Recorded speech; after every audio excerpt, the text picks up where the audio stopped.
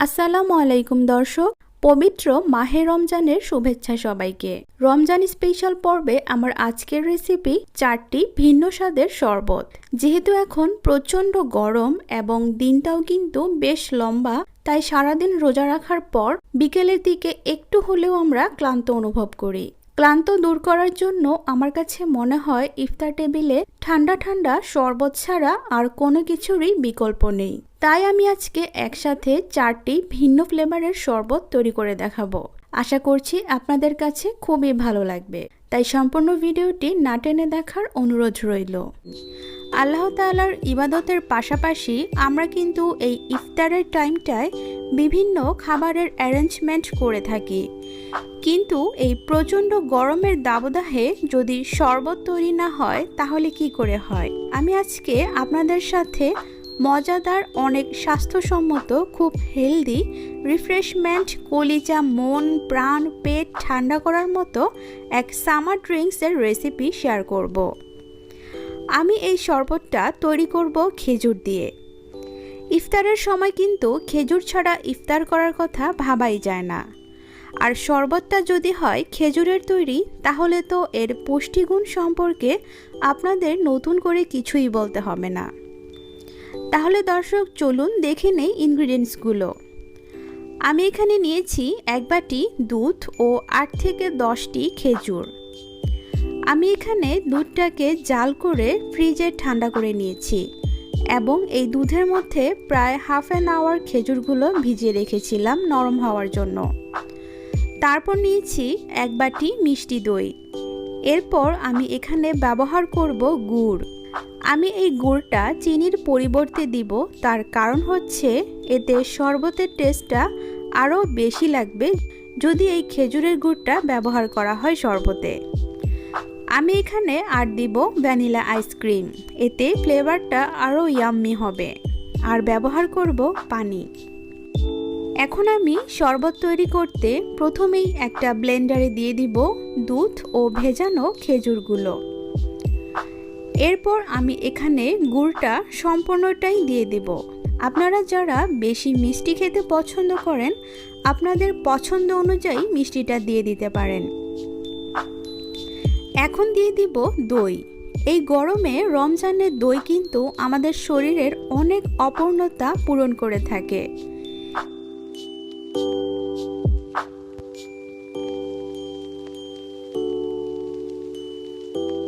এরপর দিব আইসক্রিম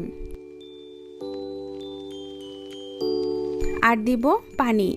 এটা তো শরবতের জন্য অবশ্যই প্রয়োজনীয়।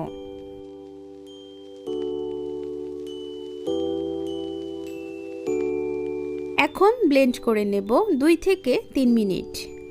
যারা প্রেগনেন্ট আপুরা আছেন তারা যদি এই খেজুর দুধের শরবতটা এভাবে বানিয়ে খান তাহলে আপনারা অনেক এনার্জি ও পুষ্টি পেতে পারেন। অনেক বাচ্চারা আছে তারা কিন্তু খেজুর খেতে পছন্দ করে না।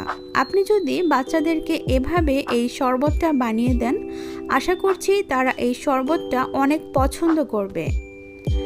আমার এটা ব্লেন্ড হয়ে গিয়েছে। এখন কিছু আইস দিয়ে আমি এটাকে পরিবেশন করব।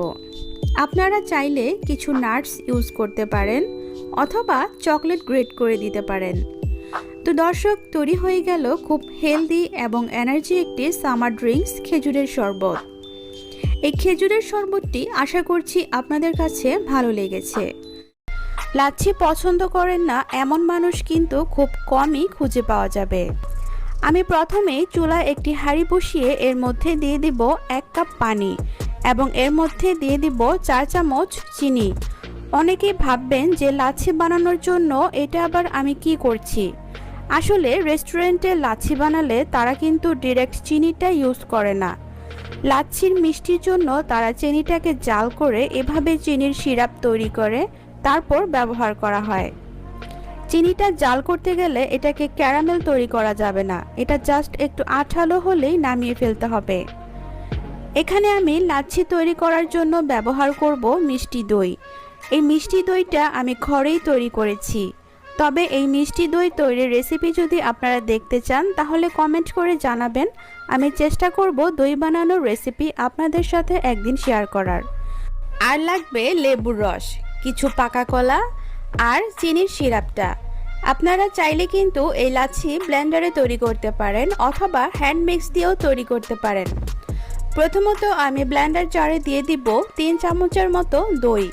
আপনারা চাইলে টক দইও ব্যবহার করতে পারেন।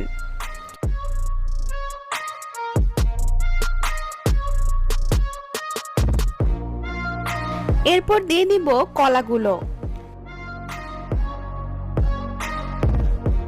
এখন দিব লেবুর রস। এরপর দিব চিনির সিরাপ।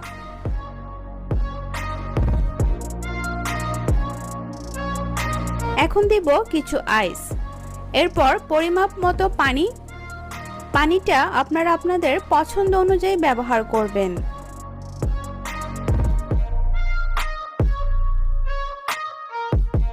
এখন এটাকে ব্লেন্ড করে নিব। 1 মিনিটের মতো ব্লেন্ড করব।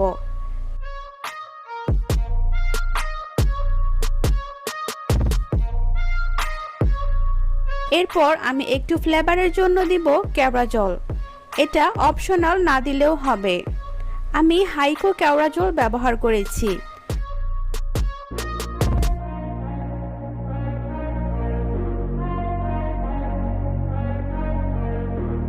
আমার লাচ্ছি তৈরি হয়ে গেল।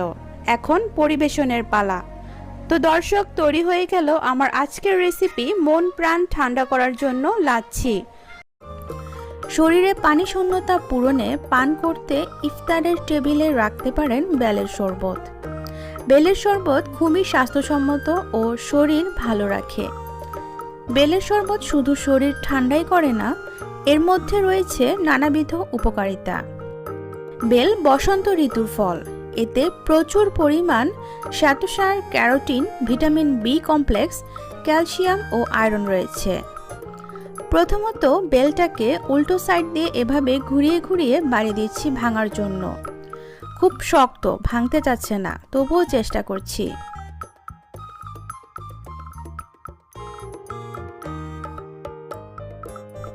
বেলটা কিন্তু আমার হাজবেন্ডই ভাঙার চেষ্টা করছে। বেলটাকে ফাটিয়ে নেওয়ার পর দেখলাম এটার ভেতরটা একটু শক্ত, হয়তো পুরোপুরিভাবে পাকেনি।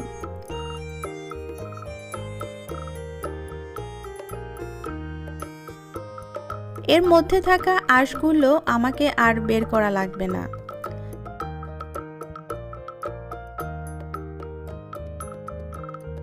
এটাকে একটা ছুরির সাহায্যে কেটে নেব এবং ভিতরে থাকা বিচিগুলোকে ছাড়িয়ে নেব।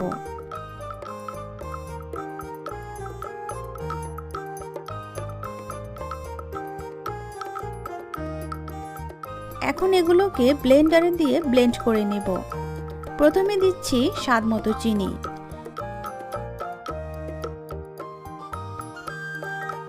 এরপর দিব পরিমাণ মতো পানি। এখন আমি এটাকে ব্লেন্ড করে নিব। বেলের শরবত অনেকভাবেই তৈরি করা যায়। আপনি চাইলে এখানে দই, দুধ, গুড় দিয়েও শরবত তৈরি করতে পারবেন। আমার এটা ব্লেন্ড হয়ে গিয়েছে। তো দর্শক, তৈরি হয়ে গেল আমার আজকের রেসিপি উড অ্যাপেল জুস। আর বাসায় ইফতারে বেলের শরবত অবশ্যই ট্রাই করবেন। যেহেতু এখন গ্রীষ্মকাল চলছে আর এই সিজনে তরমুজের দেখা পাওয়া যায় অহরহ। তরমুজ একটি গ্রীষ্মকালীন সুস্বাদু ফল। ঠান্ডা তরমুজ গ্রীষ্মকালে বেশ জনপ্রিয়। এতে প্রচুর পরিমাণ পানি থাকে। এই ফলে রয়েছে 6% চিনি এবং 92% হলো পানি এবং অন্যান্য উপাদান হচ্ছে মাত্র 2%। এটি একটি ভিটামিন এ জাতীয় ফল। আজকে আমি আপনাদের দেখাবো ওয়াটারমেলন জুস বা তরমুজের শরবত। তাহলে চলুন কথা না বাড়িয়ে রেসিপিটি দেখে আসি। আমি এখানে তরমুজের একটা ছোট অংশ কেটে নিয়েছি।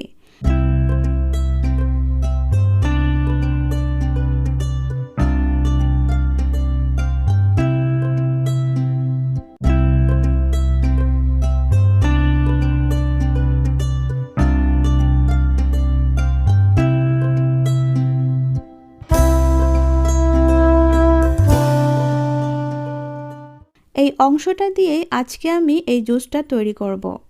প্রথমত তরমুজটাকে ছোট ছোট কিউব আকারে কেটে নিব। এরপর ব্লেন্ডারে কেটে রাখা তরমুজগুলো দিয়ে দিব।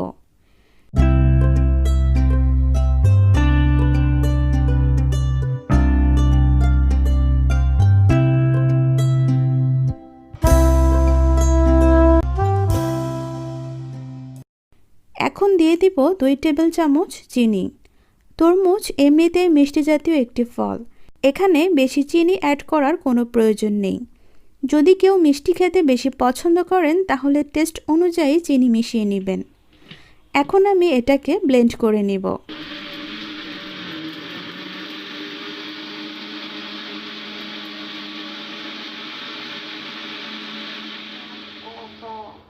এখন আমি শরবতটাকে একটি গ্লাসে নিয়ে পরিবেশন করব। এর মধ্যে আমি আইস দিয়ে দিব, খেতে ভালো লাগবে। তো দর্শক, তৈরি হয়ে গেল আমার ওয়াটারমেলন জুস। আপনাদের কাছে কেমন লাগলো অবশ্যই কমেন্ট করে জানাবেন।